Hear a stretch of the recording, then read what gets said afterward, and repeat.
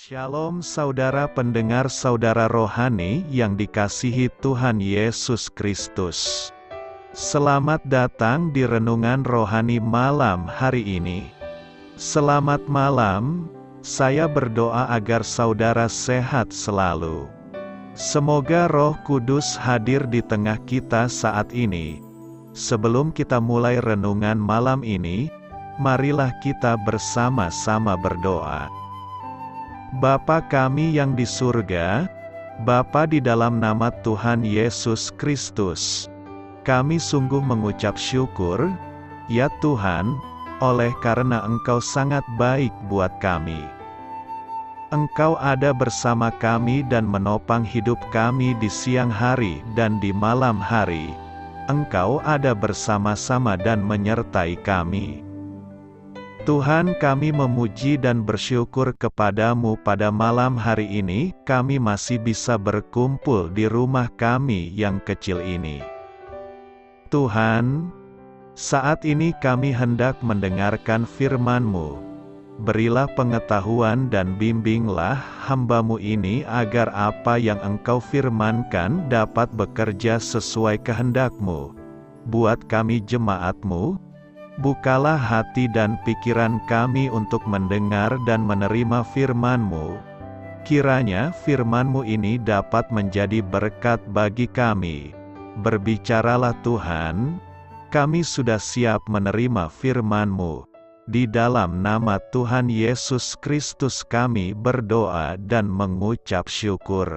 Amin. Sahabat saudara rohani, pembacaan ayat emas Alkitab renungan kita malam hari ini.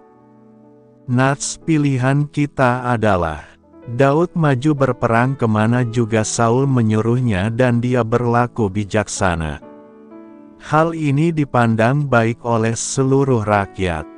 Tertulis dalam kitab 1 Samuel 18 ayat 5. Kata kunci renungan pada malam ini adalah berlaku bijaksana, dan bacaan kita pada malam ini terambil dari kitab 1 Samuel 18 ayat 1 sampai dengan ayat 5. Ketika Daud habis berbicara dengan Saul, berpadulah jiwa Yonatan dengan jiwa Daud, dan Yonatan mengasihi dia seperti jiwanya sendiri.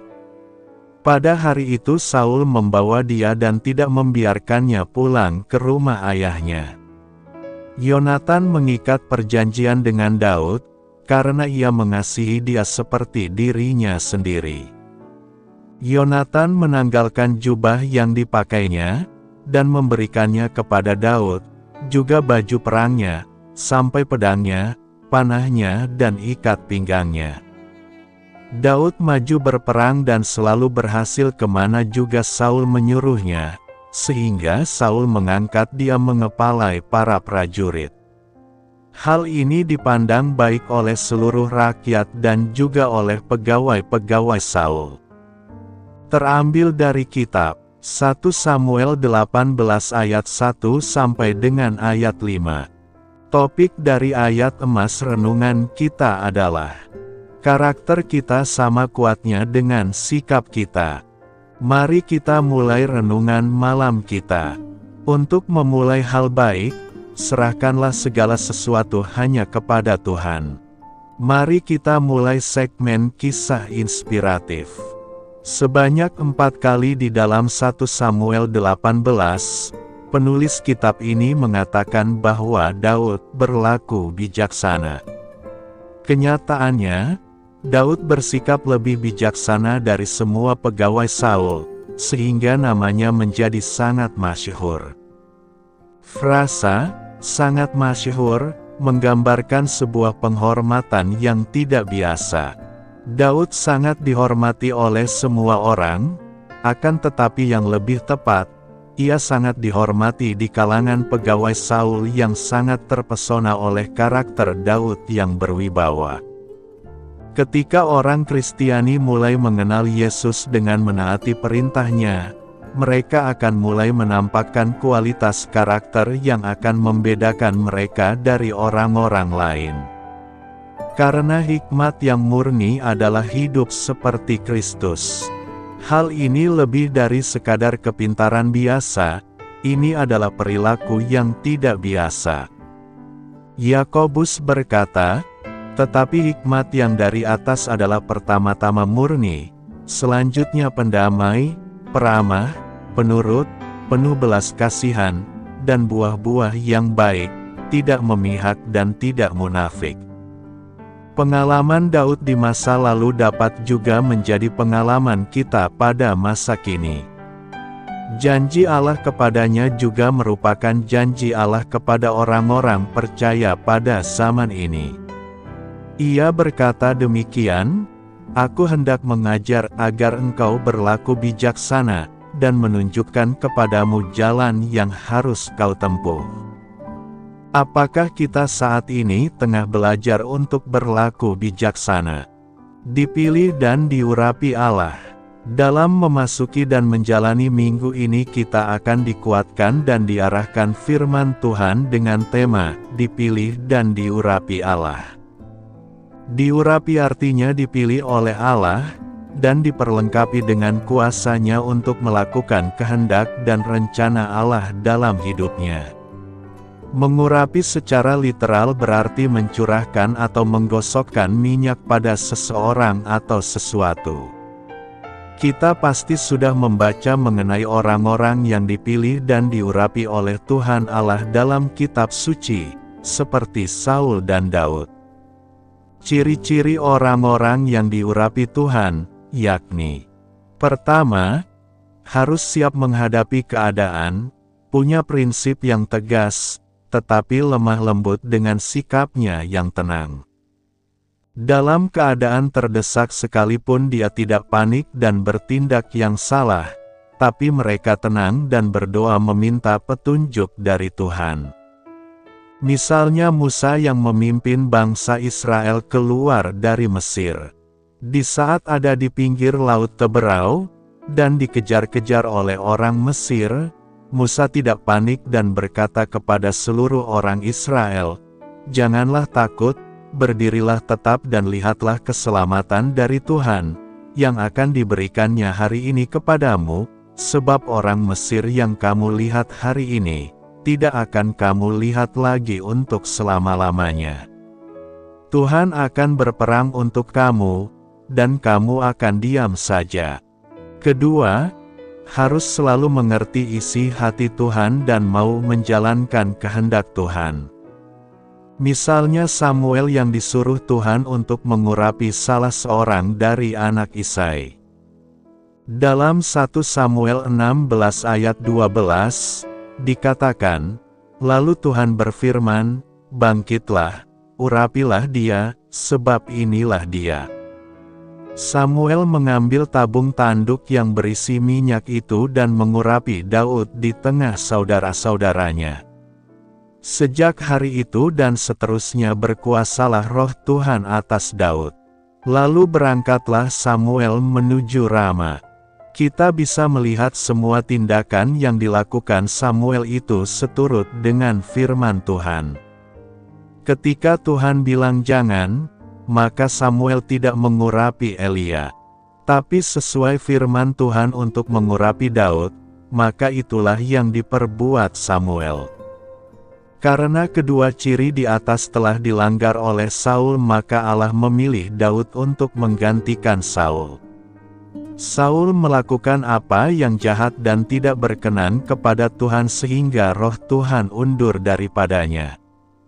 Mengapa Saul harus diganti? Dalam ayat 1 di sana dikatakan bahwa Tuhan telah menolak Saul. Hal ini dapat terjadi karena Saul telah melanggar perintah Tuhan. Saul diperintahkan Tuhan melalui Nabi Samuel untuk menghabisi semua orang Amalek. Jangan ada belas kasihan bagi mereka, dan jangan ada pula yang disisakan. Namun apa yang dilakukan oleh Saul? Ia justru menyelamatkan Agag raja orang Amalek, beserta dengan lembu-lembu yang terbaik, anak domba yang terbaik dan segala yang berharga tidak ditumpas oleh Saul. Hal inilah yang menyebabkan mengapa Allah menolak Saul menjadi raja Israel, sehingga Tuhan mengutus Samuel untuk mengurai salah satu dari anak Isai untuk menjadi raja menggantikan Saul. Raja yang dipilih oleh Allah untuk menggantikan kedudukan Saul adalah salah seorang dari anak-anak Isai yang bernama Daud. Sebagai pelaksana keputusan Allah, Samuel selalu bertanya kepada Tuhan untuk melakukan pengurapan Daud. Samuel tidak mau melakukan sesuatu tanpa seizin Tuhan. Tuhan pun akhirnya memberikan bagaimana cara mengatasi pergumulan Samuel untuk melakukan tugasnya. Samuel sempat takut dalam menjalankan pengurapan ini, namun Tuhan memberikan jalan keluar, yaitu Tuhan memerintahkan Samuel untuk membawa seekor lembu muda dan memberikan korban kepada Allah. Hal ini dilakukan untuk menjadi alasan Samuel kepada Saul, supaya ia tidak dibunuh olehnya. Lalu Tuhan juga memerintahkan Samuel untuk mengundang Isai ke upacara pengorbanan itu, dan nantinya Tuhan akan menunjukkan siapa yang harus diurapi oleh Samuel. Tuhan memang memerintahkan Samuel untuk mengurapi salah satu anak dari Isai, namun bukan berdasarkan pilihan Samuel, melainkan Allah sendirilah yang akan memilihnya.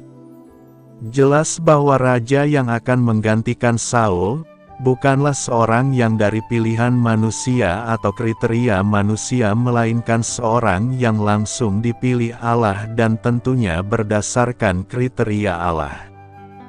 Sesampainya di rumah Isai di Bethlehem, Samuel pun kebingungan dalam rangka memilih dan menetapkan orang yang akan diurapi Tuhan. Lalu Tuhan pun memberikan nasihat kepada Samuel bahwa pemilihan orang yang diurapi itu bukan yang dilihat manusia, melainkan yang dilihat Allah. Manusia melihat apa yang di depan mata, tetapi Tuhan melihat hati. Pada waktu itu dilihat Samuel Elia, dan ia berpikir bahwa inilah orang yang dipilih dan yang akan diurapi oleh Allah, namun dugaan Samuel tidak tepat. Tuhan berfirman kepada Samuel, "Janganlah pandang parasnya atau perawakannya yang tinggi, sebab aku telah menolaknya."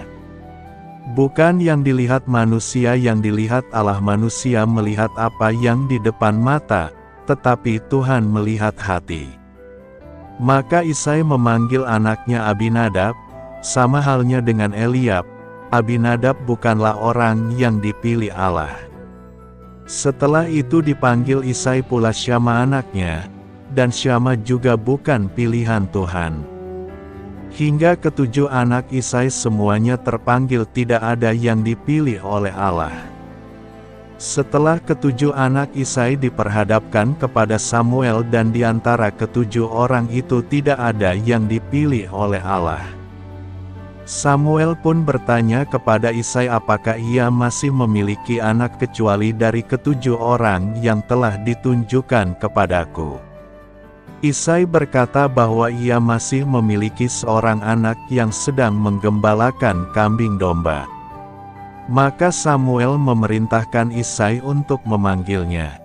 Daud memanglah seorang yang suka menggembalakan kambing domba, meskipun kambing dombanya hanya 2-3 ekor, dan ia sangat bertanggung jawab dan setia dalam melindungi kambing dombanya dari hewan buas.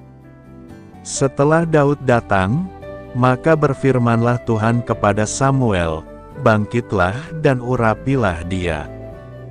Kemudian Samuel mengambil tabung tanduk yang berisi minyak, lalu diurapinyalah Daud di hadapan saudara-saudaranya.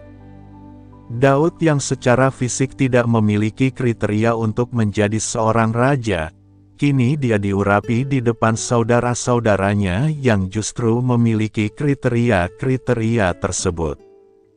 Dengan demikian jelaslah bahwa orang-orang yang dipakai Tuhan sebagai alatnya, adalah mereka yang memiliki kelebihan secara sikap, bukan secara fisik.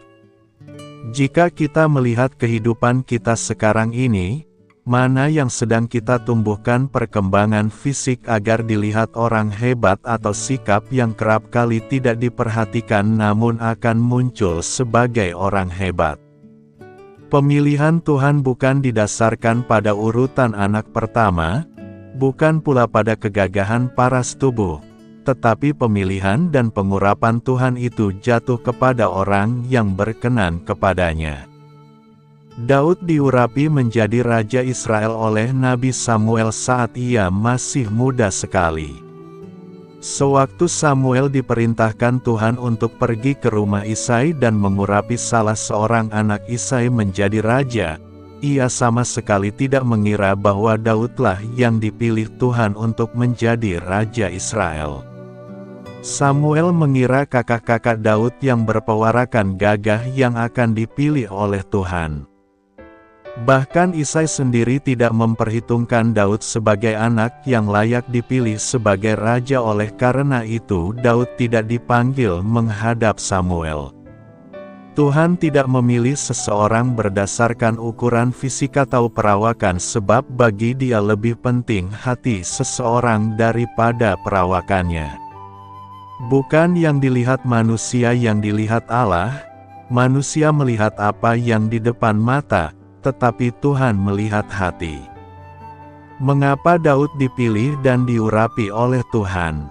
Pertama, karena Daud memiliki kesetiaan. Saat masih remaja Daud diperintahkan oleh ayahnya untuk menggembalakan kambing domba. Walaupun kambing domba yang digembalakan hanya 2-3 ekor saja, Daud tetap setia menjaganya.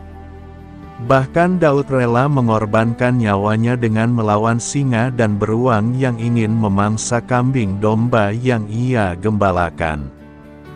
Tuhan memilih Daud menjadi Raja Israel sebab bila untuk kambing domba yang 2-3 ekor saja Daud menjaga dengan sepenuh hati, maka Daud pasti akan memimpin bangsa Israel dengan sepenuh hati. Barang siapa setia dengan perkara kecil pasti akan setia dengan perkara besar. Setialah dengan apa yang Tuhan telah percayakan kepada Anda walaupun itu kelihatan kecil atau tidak berarti di mata manusia, sebab bila Anda setia dengan perkara kecil maka Tuhan pasti akan mempercayakan perkara yang lebih besar. Kedua, karena Daud memiliki keinginan untuk menyenangkan hati Tuhan. Walaupun Daud hidup di istana yang megah dan indah, namun hati Daud gundah gulana sebab Tuhan yang ia sembah hanya tinggal di sebuah kemah. Banyak orang Kristen yang apabila sudah hidup enak dan berhasil melupakan Tuhan, tapi Daud tidak, sebab hati Daud adalah hati yang ingin menyenangkan Tuhan. Daud mencintai Tuhan Allah dengan segenap hati, jiwa dan pikirannya. Bagi Daud, Tuhan merupakan kekasih dan pujaan hatinya. Bila Tuhan senang maka Daud senang, bila Tuhan tidak senang maka Daud tidak senang juga. Ketiga, karena Daud memiliki sikap yang menghormati otoritas. Selama bertahun-tahun Daud dikejar-kejar dan ingin dibunuh oleh Saul sebab ia iri hati terhadap Daud. Beberapa kali Daud mempunyai kesempatan untuk membunuh Saul namun ia tidak melakukannya sebab ia tidak ingin menjamah orang yang diurapi oleh Tuhan. Daud menyadari bahwa melawan otoritas berarti melawan si pemberi otoritas. Daud menunggu dengan sabar sampai Tuhan sendiri yang mengambil otoritas dari diri Saul. Keempat, karena Daud memiliki hati yang mau mengampuni. Daud mengampuni Saul walaupun Saul mengejar-ngejar dan ingin membunuhnya. Bahkan Daud bersedih dan meratap ketika mendengar Saul telah meninggal. Daud juga mengampuni Absalom, anaknya sendiri yang telah mengkhianatinya dan ingin menjadi raja. Bila kita ingin menjadi orang yang berkenan kepada Allah maka kita harus memiliki hati yang mau mengampuni orang yang telah menyakiti hati kita. Kelima, karena Daud hatinya yang mudah bertobat dan berubah. Meskipun dalam kelemahannya Daud sempat melakukan dosa perzinahan dan pembunuhan, namun ia cepat bertobat saat Tuhan menegurnya lewat Nabi Nathan. Inilah yang membedakan antara Saul dengan Daud, di mana ketika Saul ditegur oleh Samuel ketika Saul berbuat salah, ia tidak mau bertobat. Sebagai manusia biasa kita tidak mungkin dapat luput dari kesalahan, tetapi kita harus cepat bertobat dan berubah bila ditegur oleh Tuhan. Setelah kita melihat bagaimana proses pengurapan Daud ini dan mengapa Allah mengurapi Daud, maka kita akan membahas, apakah akibatnya jika kita dipilih dan diurapi Tuhan. Pertama, kita akan memiliki hikmat Allah. Dengan memiliki hikmat Allah membuat kita kaya akan ide-ide. Orang yang kaya akan ide-ide tidak akan terpojok dengan masalah. Iblis selalu ingin membuat kita terpojok dengan masalah, karena saat kita terpojok maka kita akan emosi, cepat marah dan mengambil keputusan yang salah. Daud maju berperang dan selalu berhasil kemana juga Saul menyuruhnya, sehingga Saul mengangkat dia mengepalai para prajurit. Hal ini dipandang baik oleh seluruh rakyat dan juga oleh pegawai-pegawai Saul. Kedua, kita akan memiliki hati hamba.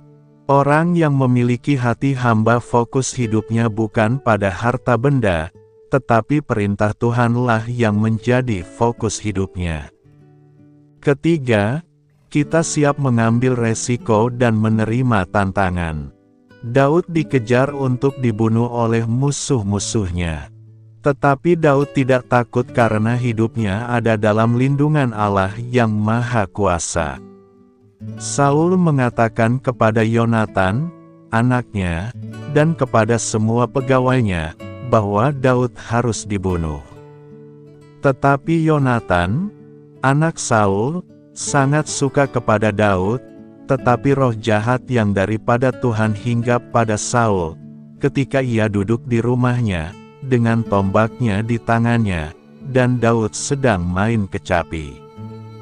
Keempat, kita memiliki kualitas hidup yang berbeda.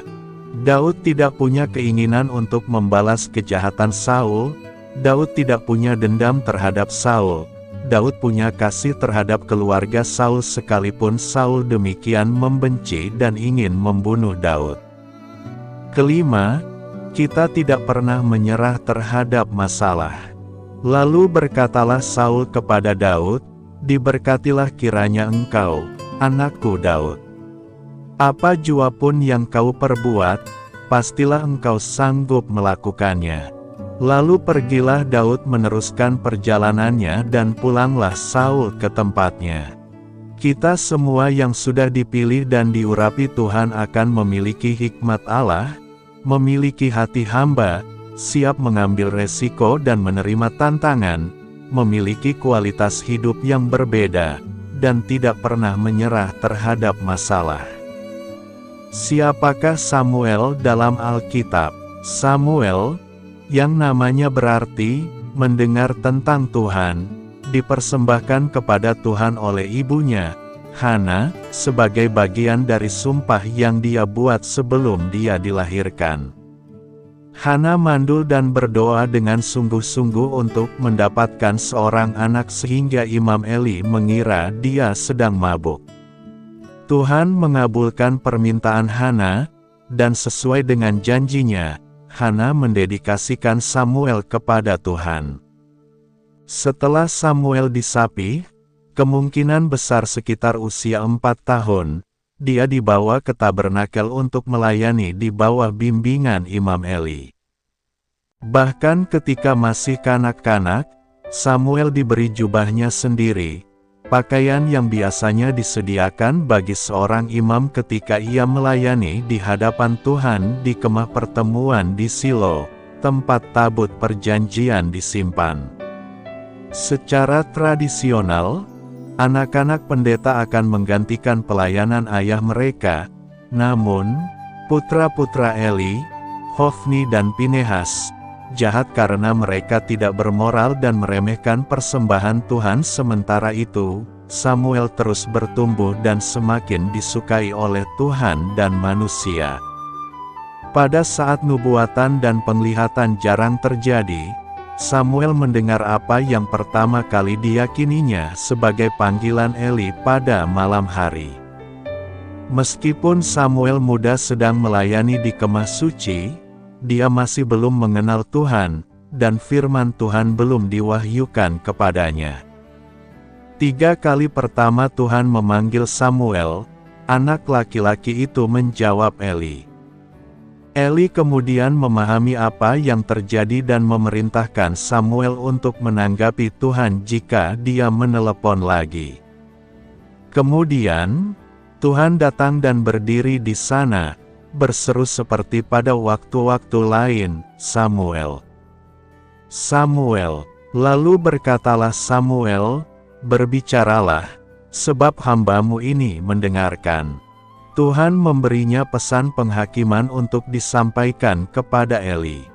Keesokan harinya, Samuel melakukan lompatan imannya yang pertama, menceritakan segalanya kepada Eli, meskipun pesan tersebut merupakan kabar buruk bagi Eli dan keluarganya. Eli menjawab dengan penerimaan. Kredibilitas Samuel sebagai seorang nabi menyebar ke seluruh Israel, dan Allah terus mengungkapkan firman-Nya kepada umat-Nya melalui Samuel. Bangsa Filistin, musuh bebuyutan Israel, menyerang umat Tuhan. Putra-putra Eli terbunuh dalam pertempuran itu, dan tabut perjanjian direbut dan dibawa ke Filistia. Mendengar berita kematian putra-putranya, Eli pun meninggal. Setelah beberapa bulan, orang Filistin mengembalikan tabut itu ke Israel, di mana tabut itu disimpan di Kiryat Jearim selama lebih dari 20 tahun. Ketika bangsa Israel berseru kepada Allah minta tolong melawan para penindas Filistin, Samuel memerintahkan mereka untuk menyingkirkan allah-allah palsu yang selama ini mereka sembah. Dengan kepemimpinan Samuel, dan dengan kuasa Tuhan, bangsa Filistin dapat dikalahkan, dan terjadilah masa damai di antara mereka. Samuel diakui sebagai hakim seluruh Israel.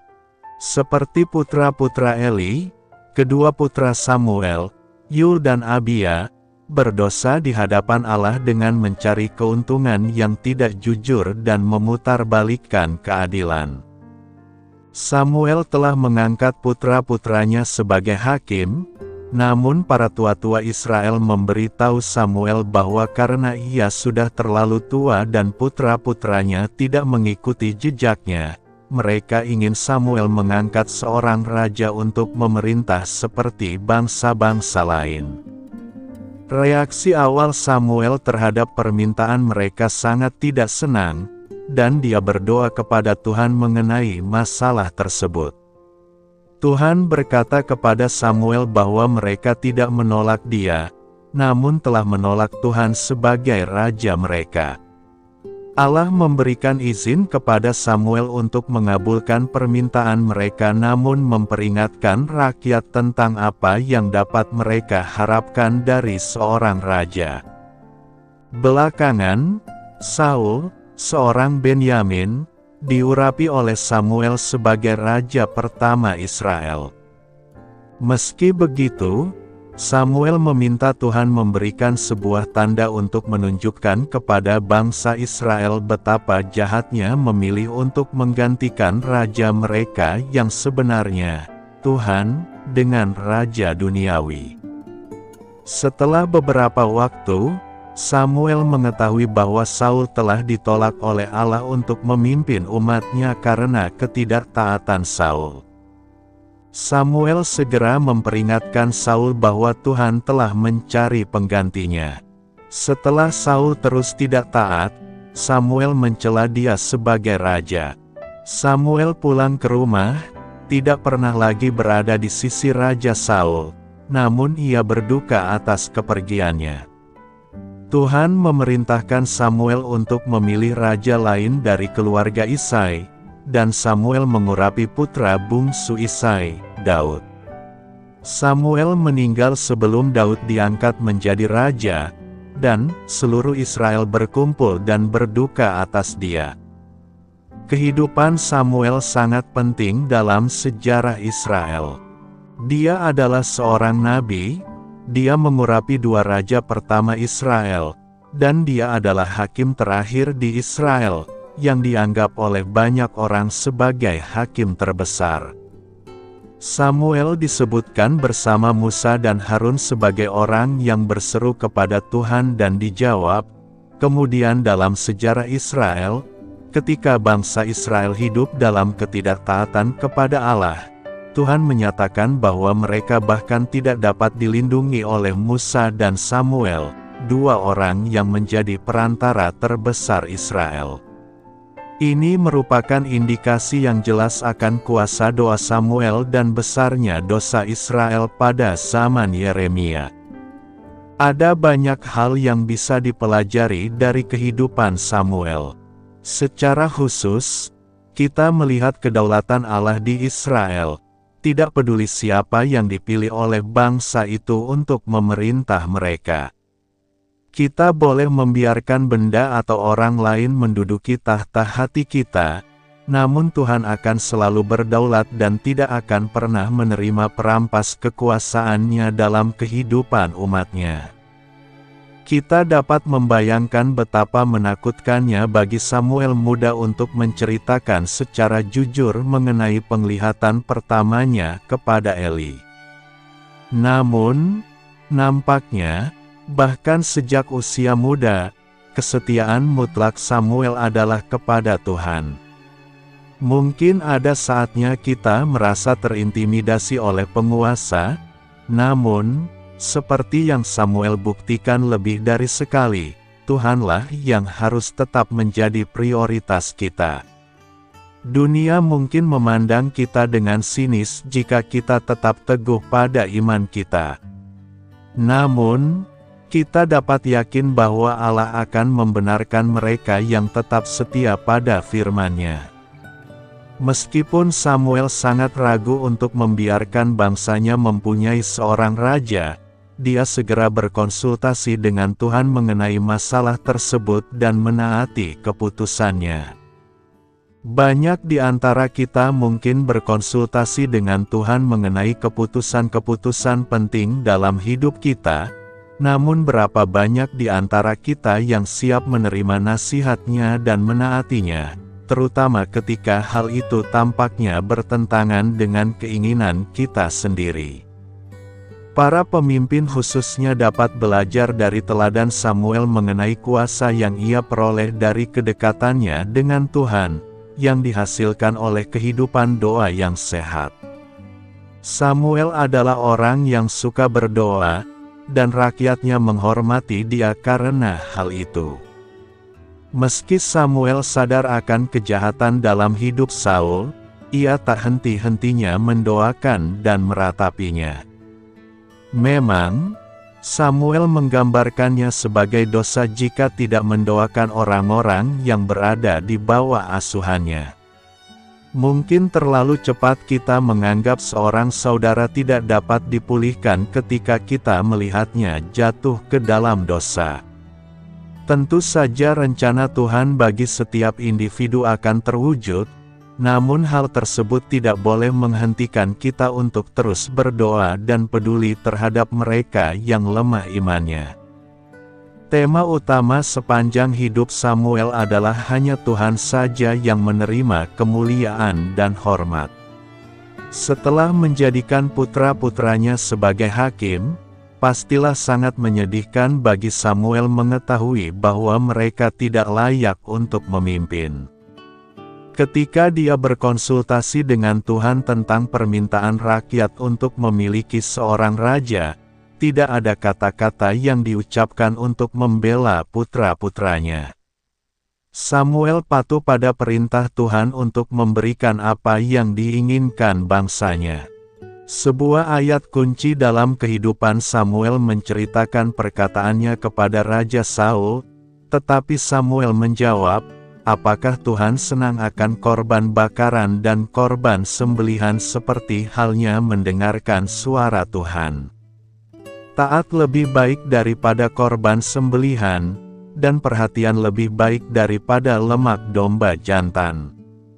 Ketaatan pada firman Tuhan harus selalu menjadi prioritas utama kita.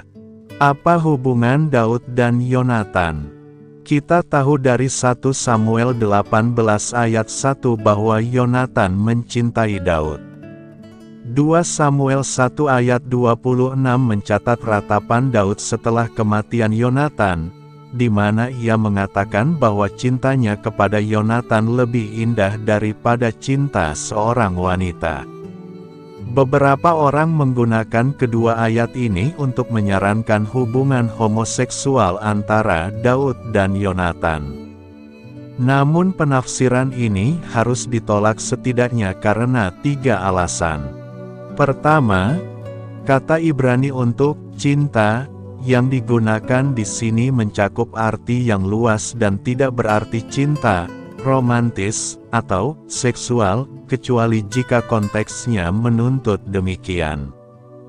Bentuk kata yang sama digunakan untuk mengasihi Tuhan, mengasihi sesama manusia seperti diri sendiri, memperlakukan orang asing dengan baik, berbagi persahabatan, menjalin hubungan diplomasi, ikatan, menikmati pekerjaan bawahan, dan bahkan mencintai benda mati. Kedua, perbandingan Daud mengenai hubungannya dengan Yonatan dengan perempuan mungkin merujuk pada pengalamannya dengan putri-putri Raja Saul. Dia dijanjikan salah satu putri Saul karena membunuh Goliat. Putri pertama tiba-tiba diberikan kepada pria lain. Putri kedua dijanjikan, namun Saul terus menambahkan persyaratan pada perjanjian itu, dengan harapan melihat Daud terbunuh dalam pertempuran. Kesetiaan dan persahabatan yang dimiliki Daud dengan Yonatan datang tanpa syarat dan lebih berharga daripada persahabatan putri Saul. Ketiga, Alkitab dengan jelas dan konsisten mengecam homoseksualitas. Memuji cinta homoseksual antara Daud dan Yonatan bertentangan dengan larangan yang terdapat di seluruh Alkitab. Persahabatan antara Daud dan Yonatan merupakan hubungan perjanjian. Dalam 1 Samuel 18 ayat 1-5, kita membaca tentang Daud dan Yonatan yang mengadakan perjanjian. Dalam perjanjian ini, Yonatan akan menjadi orang kedua dalam pemerintahan Daud di masa depan, dan Daud akan melindungi keluarga Yonatan. Jelas sekali, kedua pria ini juga berteman baik. Dalam hubungan mereka kita bisa melihat setidaknya 3 kualitas persahabatan sejati. Pertama, mereka berkorban satu sama lain. Dalam 1 Samuel 18 ayat 4, kita membaca bahwa Yonatan memberikan pakaian dan perlengkapan militernya kepada Daud. Arti penting dari pemberian ini adalah bahwa Yonatan menyadari bahwa suatu hari nanti Daud akan menjadi Raja Israel. Daripada merasa iri atau cemburu, Yonatan tunduk pada kehendak Tuhan dan mengorbankan haknya sendiri untuk naik tahta. Kedua, dalam 1 Samuel 19 ayat 1-3, kita membaca tentang kesetiaan dan pembelaan Yonatan terhadap Daud. Raja Saul menyuruh para pengikutnya untuk membunuh Daud. Yonatan menegur ayahnya dan mengingatkan kesetiaan Daud kepadanya dalam membunuh Goliat. Terakhir, Jonatan dan David juga bebas mengekspresikan emosinya satu sama lain. Dalam 1 Samuel 20, kita membaca rencana yang dibuat oleh Yonatan untuk mengungkapkan rencana ayahnya terhadap Daud. Jonatan akan berlatih memanahnya. Jika dia memberi tahu pelayannya bahwa anak panah yang dia tembakkan tepat di samping sasarannya, David aman. Jika Yonatan memberi tahu hambanya bahwa anak panah itu melampaui sasaran, Daud harus pergi dan tidak kembali. Yonatan memberi tahu pelayannya bahwa anak panah itu melampaui sasaran, artinya Daud harus melarikan diri. Setelah melepaskan hambanya, Yonatan menemukan Daud dan kedua pria itu menangis bersama. Alih-alih menjadi bukti hubungan homoseksual di dalam Alkitab, kisah Daud dan Yonatan adalah contoh persahabatan sejati yang alkitabiah. Persahabatan sejati, menurut Alkitab, melibatkan kesetiaan, pengorbanan, kompromi, dan keterikatan emosional. Hal itulah yang patut kita pelajari dari Daud dan Yonatan. Gagasan bahwa David dan Yonatan melakukan praktik homoseksual atau biseksual tidak memiliki dasar alkitabiah. Kasih persaudaraan. Kasih persaudaraan. Peliharalah kasih persaudaraan. Demikian penulis Ibrani memberikan nasihatnya pada bagian akhir surat yang ditulisnya. Menjadi orang yang dikasihi tentu menyenangkan, tetapi ada kebahagiaan yang bahkan lebih besar ketika kita dapat memberikan atau menunjukkan kasih kepada orang lain. Persahabatan sejati tidak didasarkan pada syarat-syarat yang berubah-ubah. Seorang sahabat menaruh kasih setiap waktu. Seringkali seorang sahabat menjadi lebih karib daripada seorang saudara. Karena seorang sahabat adalah orang yang menambah sukacita kita dan membagi kesedihan kita. Seorang teman atau sahabat yang baik akan memberikan waktunya kepada sahabatnya pada saat ia membutuhkannya, termasuk pada masa-masa kesukaran atau kemalangan atau kesengsaraan. Dalam Yohanes 15 ayat 14 ditulis bahwa seorang sahabat akan melakukan apa yang diminta oleh sahabatnya tersebut. Untuk menyatakan pentingnya persahabatan, di dalam ayat ini diperjelas lagi dengan mengatakan bahwa sahabat itu bagaikan seorang saudara yang memang dilahirkan untuk berbagi dalam kesulitan-kesulitan atau kesukaran-kesukaran. Mengapa penting bagi kita untuk menunjukkan kasih kepada orang lain? Sebab manusia adalah makhluk sosial yang membutuhkan hubungan dengan orang-orang yang lain. Manusia tidak dapat hidup sendirian. Dan, terlebih dari itu, sikap kasih adalah inti kekristenan sejati. Tanpa kasih, kita tidak bisa memiliki ikatan yang erat dengan orang-orang sekeliling kita.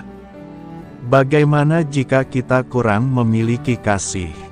Paulus mengatakan, "Tetapi jika aku tidak mempunyai kasih, aku sama dengan gong yang berkumandang dan canang yang gemerincing."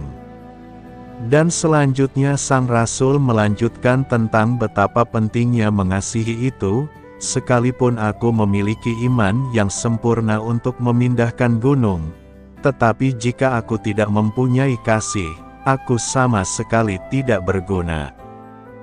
Dalam perikope minggu ini kita akan menemukan dua bentuk kasih persaudaraan, yakni: pertama, kasih persaudaraan antara Daud dan Yonatan.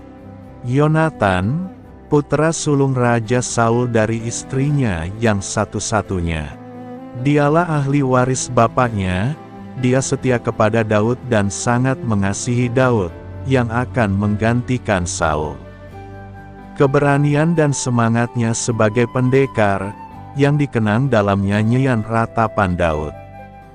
Yonatan dikenang adalah terutama karena persahabatannya dengan Daud. Yonatan, dia mengikat sumpah dan mengikrarkan kesetiaan persaudaraan dengan Daud sesudah kematian Goliat. Oleh karena itu, ia terpaksa menghadapi permusuhan dan kecurigaan dari pihak bapak kandungnya, bahkan membahayakan hidupnya sendiri. Perpisahan dua sahabat karib ini sangat mengharukan. Agaknya Yonatan tidak menyertai bapaknya dua kali memburu Daud, yaitu ke En-Gedi dan Hahila. Akhirnya ia tewas secara menyedihkan dalam kemenangan orang Filistin di Gunung Gilboa, bersama bapaknya dan kakak adiknya.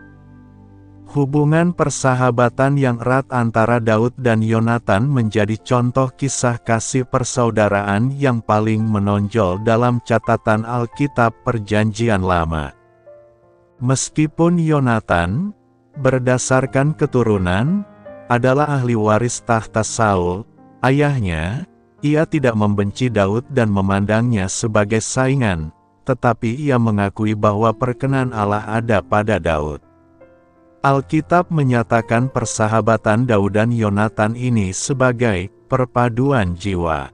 Ketika Yonatan tewas dalam pertempuran, Daud dengan sangat pilu meratapi kematian sahabatnya itu. Daud berbicara tentang persahabatannya yang istimewa dengan Yonatan dipandang dari segi pengabdian, penyerahan, dan kesatuan tujuan. Yonatan telah menerima pilihan Allah untuk Daud sebagai raja yang berikut tanpa merasa iri atau dengki. Hubungan Daud dengan Yonatan jika digambarkan dengan bahasa sekarang, istilah kekiniannya adalah bromance, yaitu suatu ikatan emosional non-seksual yang erat antara dua orang laki-laki atau lebih. Suatu persahabatan yang memiliki tingkat keintiman emosional yang sangat tinggi seperti hubungan kakak beradik bahkan lebih dari itu.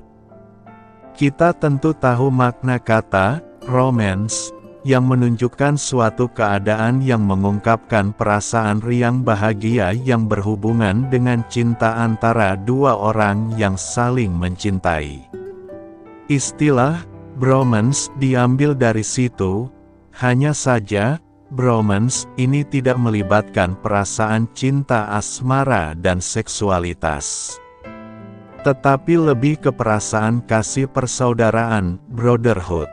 Persahabatan yang sedemikian itu dapat terjalin karena Daud maupun Yonatan menempatkan loyalitas kepada Allah di atas segala-galanya.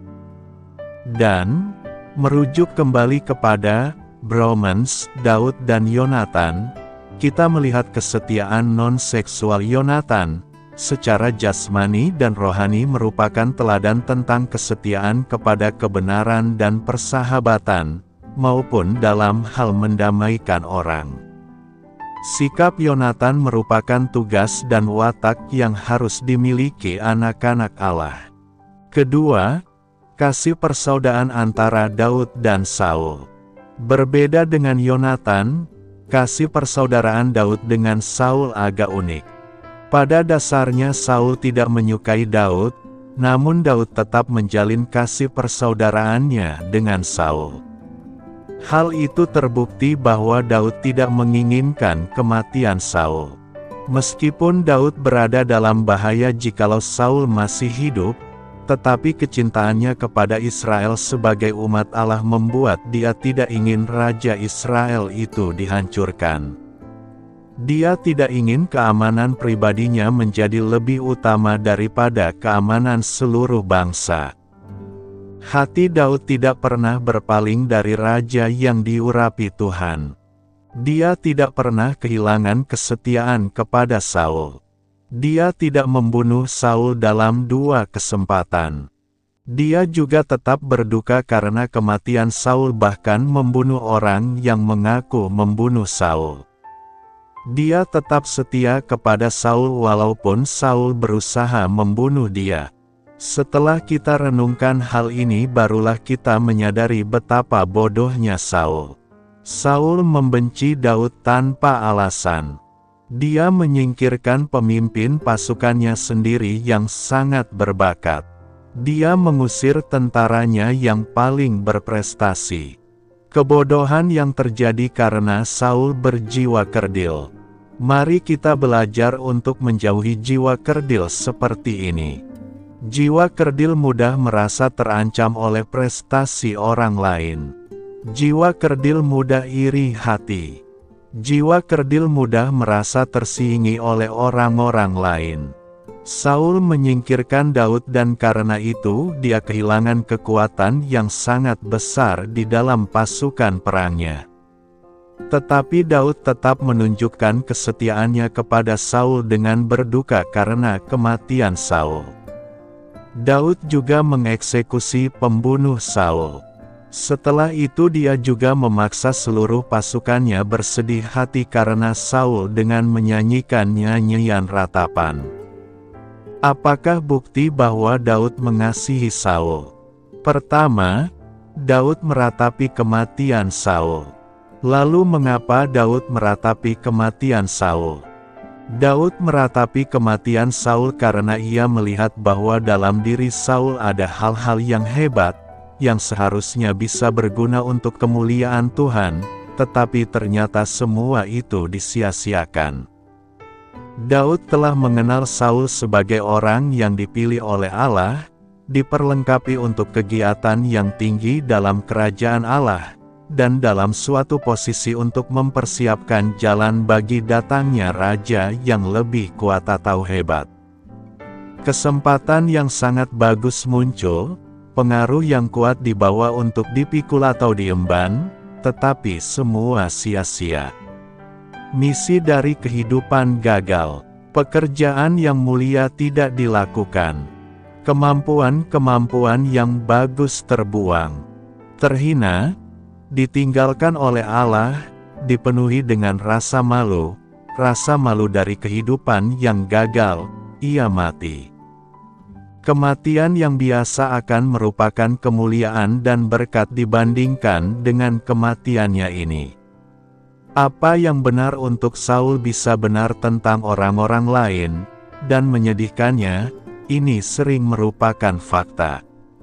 Allah mempunyai tujuan atau rencana dalam kehidupan dari setiap orang, dan urusan kita dalam dunia ini adalah untuk mengerti sifat dari tujuan atau rencana itu dan mewujudkannya dalam pengalaman kita. Daud tidak melihat Saul sebagai musuh pribadi, tetapi sebagai raja yang berani, yang mati karena membela negara atau bangsanya. Kita memperhatikan juga kemuliaan dari sifat Daud dalam diam totalnya ia berkenaan dengan dirinya sendiri, dan kata-kata pujiannya yang murah hati untuk orang mati, bukan hanya tentang Yonatan, tetapi juga tentang Saul. Iri hati yang jahat dan kecemburuan yang keras kepala dari Saul tidak lagi diingat, dan ia melihat dalam dia, bukan seorang musuh pribadi, tetapi raja yang berani yang telah jatuh atau mati karena perkara dari negaranya. Kedua, Daud memandang Saul secara positif, bukan secara negatif. Ia hanya memperhatikan hal-hal yang baik dalam diri Saul, tetapi melupakan hal-hal buruk dalam diri Saul. Kalau hal seperti ini dilakukan secara ekstrim, juga bukan merupakan sesuatu yang baik, karena akan menyebabkan kita terus membiarkan kesalahan-kesalahan dalam diri seseorang. Tetapi perlu diingat bahwa Daud melakukan hal ini terhadap Saul, yang sudah mati. Bagaimana cara saudara menilai seseorang? Ada orang-orang yang terlalu kritis, yang selalu hanya menyoroti kejelekan seseorang. Orang seperti ini sebetulnya merugikan dirinya sendiri, karena akan kecewa atau marah terhadap semua orang. Renungkan. Pertama, dalam membangun kasih persaudaraan kita harus menghindari sikap mengingat-ingat kebencian orang kepada kita. Daud tidak mengingat-ingat kebencian Saul kepadanya, justru dia sangat bersedih dan terpukul atas kematian seorang raja yang diurapi Tuhan. Kita dapat melihat bagaimana kasih setia Daud kepada Saul, Walaupun sebelum kematian Saul ini Daud mempunyai kesempatan untuk membunuh Saul, namun itu tidak dilakukannya, dan pada saat kematian Saul ini telah melapangkan jalan baginya untuk menjadi raja dan lepas dari pengejaran Saul. Namun situasi ini tidak membuat dia bersukacita. Kedua, dalam membangun kasih persaudaraan hindarilah membalaskan kejahatan dengan kejahatan. Dari sini kita belajar banyak tentang kebesaran kasih Daud. Dia tidak pernah berniat untuk membalaskan rencana-rencana jahat yang dilakukan oleh Saul kepadanya. Bahkan saat kematian Saul dia merasakan kesedihan yang dalam dengan membuat nyanyian ratapan dan mengajarkannya kepada seluruh umat untuk turut berduka. Ketiga, dalam membangun kasih persaudaraan kita harus menghormati orang yang diurapi Tuhan. Kita dapat melihat mengapa Daud tidak pernah membalaskan kejahatan Saul kepadanya, bahwa Daud sangat menghormati pengurapan Tuhan atas Saul sebagai raja. Dan itu juga sebabnya mengapa Daud menghukum mati orang yang mengabarkan kematian Saul karena mengaku-ngaku sebagai orang yang membunuh Saul. Keempat, dalam membangun kasih persaudaraan hindarilah pengandalan kekuatan diri sendiri. Jika mengandalkan kekuatan kita tidak akan mungkin dalam menghidupi kasih yang murni dan tulus, tetapi kita dapat menghidupi kasih adalah karena kita menghidupi kasih Tuhan. Artinya dalam konteks Saul dan Daud ada pengurapan Tuhan yang menjadi jembatan kasih Daud kepada Saul. Demikian halnya dengan kita saat ini, bahwa Allah telah menyatakan kasih-Nya kepada kita melalui Yesus Kristus yang diurapi. Kita tidak akan mungkin dapat menghidupi kasih kepada sesama dengan baik jika bukan melalui Yesus. Yesus adalah jembatan kasih kita kepada sesama manusia. Karena itu, teruslah jalin kasih persaudaraan kepada siapapun, baik orang yang mengasihi kita maupun orang yang membenci kita. Jauhkanlah Baal dan beribadahlah kepada Tuhan. 1 Samuel 7 ayat 4 berkata, kemudian orang-orang Israel menjauhkan para Baal dan para Asyitoret dan beribadah hanya kepada Tuhan. Pada masa Samuel menjadi nabi Tuhan, ia mendapati banyak sekali kejahatan terjadi. Mereka meninggalkan Tuhan dan menyembah kepada berhala-berhala, yaitu Baal dan Asyitoret. Akibat dari kejahatan yang diperbuatnya, mereka harus menuai akibatnya, yaitu diserang oleh bangsa Filistin secara bertubi-tubi, sehingga mereka terus mengeluh dan bersungut-sungut kepada Tuhan. Bisa dikatakan bangsa Israel saat itu berada dalam masa yang gelap dan mengalami degradasi iman. Melihat kondisi ini, Nabi Samuel menegur mereka dengan keras dan memperingatkan mereka untuk segera bertobat, berbalik kepada Tuhan dan menjauhkan ilah-ilah asing dari antara mereka, sebelum hal-hal yang jauh lebih buruk menimpa. Kalau mereka mau bertobat dengan sungguh-sungguh, Tuhan pasti akan menunjukkan belas kasihan-Nya dan melepaskan mereka dari tangan orang Filistin. Karena itu Samuel segera mengumpulkan segenap umat Israel dan menyerukan pertobatan. Tanda pertobatan adalah menyingkirkan berhala-berhala itu. Kemudian orang-orang Israel menjauhkan para Baal dan para Asyitoret dan beribadah hanya kepada Tuhan. Kata jamak untuk Baal adalah Baalim. Kata jamak untuk Astarte adalah Asyitoret. Astarte selalu menunjukkan bentuk jamak, hingga pemerintahan Salomo. Astarte adalah dewi orang-orang Kanaan dan orang-orang Punisia. Nama dewi ini ada dalam bahasa kita dan banyak bahasa di sepanjang zaman, seperti dalam bahasa Punisia dan Kanaan disebut Astarte, dalam bahasa Mesir, Estar, dalam bahasa Yunani, Aster, dalam bahasa Latin, Sainlo, dalam bahasa Inggris, Sai. Jadi, di sepanjang abad dan generasi dan dalam berbagai bahasa, nama Astater selamanya hidup, Sai, Aster, Sainlo, Estar, Astarte. Bangsa Israel menyembah dewi ini, Dewi Langit. Banyak orang zaman ini masih menyembah Dewi Langit ini, di mana di banyak tempat dewi ini diwujudkan dalam berbagai bentuk, baik di Dallas, dan di banyak tempat di dunia. Di Israel, pada masa-masa mereka jatuh dalam penyembahan berhala, mereka menyembah dewi ini, sehingga dengan demikian mereka adalah penyembah berhala. Tentang Dewa Baal, dewa ini selalu berwujud batu, karena menggambarkan kekuatan. Kemudian wujud dari Astarte senantiasa dibuat dari kayu, dan mereka menyebutnya Ashitoret, yang menggambarkan Dewi Langit. Dalam Perjanjian Lama, versi King James diterjemahkan, Grove. Mereka yang menyembah Dewi Astarte dan Dewa Baal adalah orang-orang yang tidak bermoral dan buruk sekali sehingga sangat sulit untuk dilukiskan. Penyembahan berhala selalu membawa manusia ke taraf hidup yang rendah.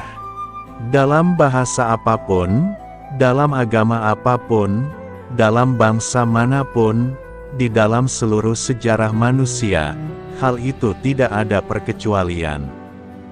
Itulah sebabnya Allah dengan tegas melarang, dan larangan itu terdapat dalam perintah yang Ia tulis sendiri dengan tangannya pada loh batu. Dan ketika bangsa Israel mulai menyembah berhala, secara turun-temurun mereka telah jatuh ke dalam kesengsaraan dan penyelewengan, kebohongan moral, kebohongan sosial, kebohongan nasional, di bawah hukuman Allah yang kudus dan benar. Maka Samuel berkata, "Jika kamu berbalik kepada Tuhan dengan segenap hati, maka jauhkanlah para allah asing dan para Ashitoret dari tengah-tengahmu dan tujukan hatimu kepada Tuhan dan beribadahlah hanya kepadanya, maka Ia akan melepaskan kamu dari tangan orang Filistin." Bukankah hal itu sebagai satu pelajaran untuk kita juga? Allah akan melepaskan kamu dari tangan orang Filistin. Perhatikan di sini bahwa Allah tidak menyuruh mereka untuk membentuk pasukan tentara yang besar. Dan Ia juga tidak berkata bahwa mereka harus membentuk pasukan angkatan laut untuk Israel.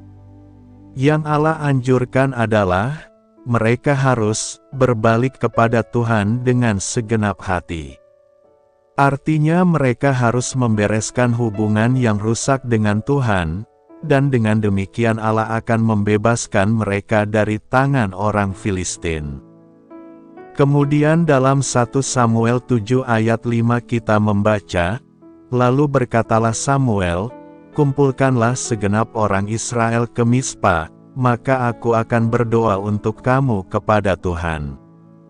Di sini ada satu prinsip yang baik. Pertama berdoa, kemudian pelayanan firman Tuhan, itulah yang dilakukan dalam Kisah Para Rasul pasal 6 ayat keempat, supaya kami sendiri dapat memusatkan pikiran dalam doa dan pelayanan firman, berdoa dan berkhotbah, berdoa dan menyembah, berdoa dan melayani Allah, merupakan hal yang pertama untuk memohon Allah memberkatinya. Jadi Samuel berkata, "Aku akan berdoa untuk kamu kepada Tuhan." Setelah berkumpul di Mispa, mereka menimba air dan mencurahkannya di hadapan Tuhan. Itu merupakan satu tanda kelemahan-kelemahan mereka. Lalu mereka berkata, "Kami telah berdosa kepada Tuhan." Sesudah itu Samuel mengambil seekor anak domba yang menyusui lalu mempersembahkan seluruhnya kepada Tuhan sebagai korban bakaran. Dan ketika Samuel berseru kepada Tuhan bagi Israel, maka Tuhan menjawab dia. Setelah Samuel dan bangsa Israel melakukan itu, maka kita dapat memerhatikan apa yang terjadi. Dalam 1 Samuel 7 ayat 10 kita membaca, sedang Samuel mempersembahkan korban bakaran itu, majulah orang Filistin berperang melawan orang Israel. Jadi di sini kita melihat bahwa ketika umat Tuhan sedang menyembah Tuhan, sedang menatap ke surga, pada saat orang-orang Filistin datang untuk membunuh dan menghancurkan. Namun demikian, Allah tidak tinggal diam. Segera ketika orang-orang Filistin maju untuk menyerang, Tuhan mengguntur dengan bunyi yang hebat ke atas orang Filistin dan mengacaukan mereka, sehingga mereka terpukul kalah oleh orang Israel. Selanjutnya, untuk menunjukkan rasa terima kasih atas apa yang Allah telah lakukan, Samuel memanggil orang-orang Israel untuk berkumpul dan kemudian ia mengambil sebuah batu dan mendirikannya antara Mispa dan Yesana. Ia menamainya Ebenezer, katanya, sampai di sini Tuhan menolong kita. Bila ditulis, kira-kira doa Samuel adalah seperti berikut, di sini aku mendirikan Ebenezerku, aku datang ke sini dengan pertolonganmu. Dan aku mengharapkan kesukaanmu, tiba di rumah dengan aman. Satu hal yang luar biasa untuk memenangkan peperangan dalam doa, adalah satu hal yang luar biasa mengalami kemenangan, dengan memandang kepada Allah. Karena itu, mari kita lawan segala berhala dan kuasa iblis dengan doa-doa kita agar kita memperoleh kemenangan dari Tuhan. Beritakanlah Injil kepada segala makhluk. Hormatilah semua orang. Selamat beristirahat malam dalam kasih setia Tuhan. Doa saya menyertai saudara sekalian. Mari bertumbuh dalam iman bersama saudara rohani. Saya memberkati Anda agar sewaktu Anda mencarinya dari Dia, Bapa Surgawi Anda akan memberikan bagi Anda roti harian Anda, dalam nama Yesus Kristus. Tuhan yang berkuasa atas alam semesta dan menuntun kita kepada iman yang menyelamatkan. Tuhan Yesus menyertai senantiasa. Terima kasih sudah berkenan mendengarkan renungan malam saudara rohani. Tuhan memberkati. Amin.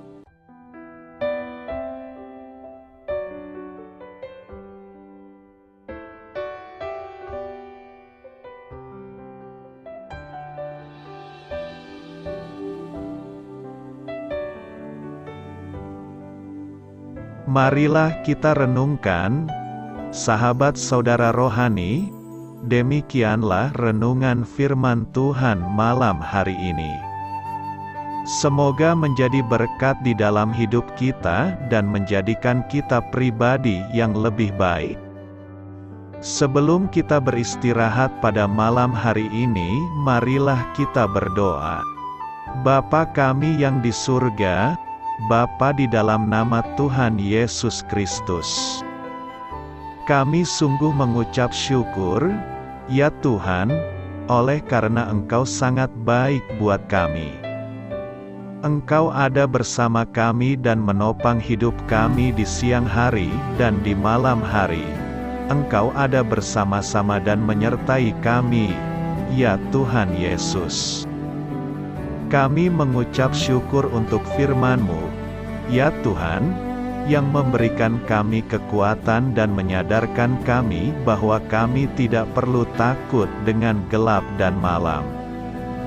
Sebab Tuhan, Engkau ada bersama kami.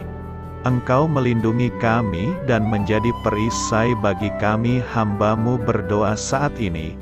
Tuhan, untuk setiap pendengar renungan ini yang mengalami ketakutan, kecemasan, kegelisahan, pada situasi gelap dan malam hari di dalam nama Tuhan Yesus Kristus. Kuasa Tuhan melepaskan mereka dari segala ikatan roh-roh ketakutan yang mengikat mereka saat ini. Tuhan melepaskan setiap anak-anak-Mu dari segala rasa takut dan kecemasan. di dalam nama Tuhan Yesus segala kuasa-kuasa roh jahat. Kuasa setan iblis yang mengganggu anak-anak-Mu, ya Tuhan. Tolong hancurkan dan halaukan dengan kuasa-Mu. Dalam nama Tuhan Yesus Kristus, berkati setiap kami anak-anak-Mu, ya Tuhan, dan lindungilah kami. Kami aman di dalam Engkau. Ya Tuhan, penuhilah setiap hati kami dengan keberanian, damai sejahtera, dan sukacita serta ketenangan yang dari Tuhan.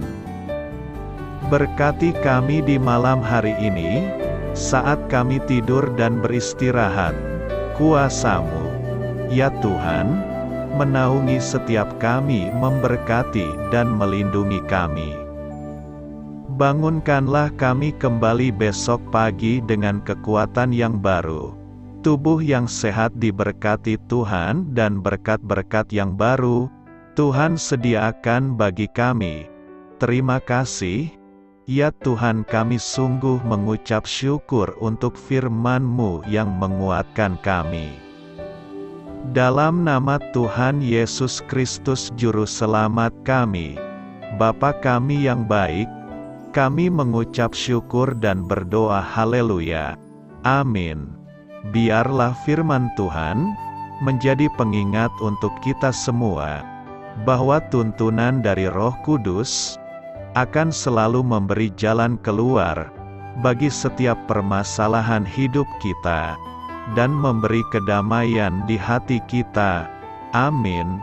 Sampai jumpa di renungan malam saudara rohani berikutnya.